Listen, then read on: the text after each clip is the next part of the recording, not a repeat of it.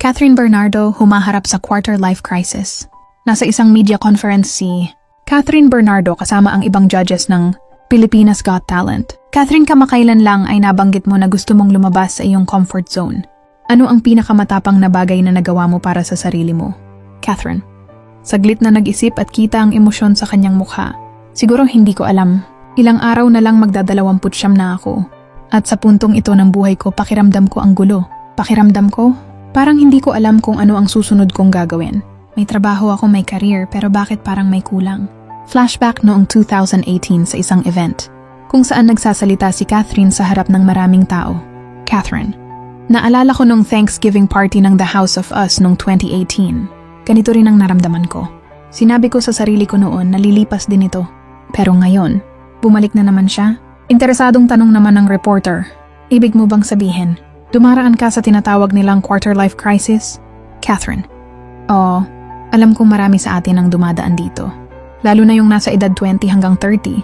Akala ko noon, kapag successful ka sa career, magiging okay ka na. Pero hindi pala ganun kasimple. Dugtong naman ng reporter. Paano mo ito hinaharap? Catherine. Araw-araw pinipili kong bumangon. Pinipili kong tanggapin na hindi ko alam ang lahat ng sagot. At okay lang yon. Parang bigla akong napaisip. Ano ang susunod kong gagawin?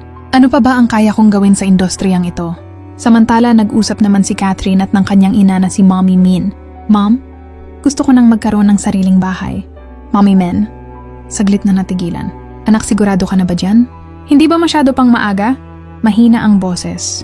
Pero determinadong tumingin sa kanyang ina.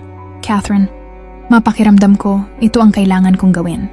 Kailangan kong subukan kung kaya ko nang tumayo sa sarili kong mga paa. Bumuntong hininga ang kanyang ina, nakita ang pag-aalala sa mukha. Kung iyan ang gusto mo, susuportahan kita. Pero anak, hindi ka nag-iisa. Catherine. Ang tahimik. Walang ingay ng pamilya ko. Walang pamilyar na tunog. Pero siguro ito ang simula ng isang bagong kabanata. Pabalik na tanong ng reporter. Ngayon na nasa ganitong punto ka ng buhay mo, anong masasabi mo sa mga taong dumadaan din sa ganitong pakiramdam? Catherine. Tanggapin mo ang nararamdaman mo. Okay lang na malito. Okay lang na matakot. Yung mahalaga, patuloy kang sumusubok. Patuloy na tanong ng reporter. Ano ang gusto mong sabihin sa sarili mo sa bagong yugto ng buhay mo? Catherine. Walang segundong pagdadalawang isip saka sumagot ng nakangiti. Catherine. Wish me luck. Ibinahagi din ni Catherine Bernardo sa MediaCon ng Pilipinas Got Talent na nakaramdam siya ng takot ng isipin kung ano pa ang magagawa niya sa industriyang ito.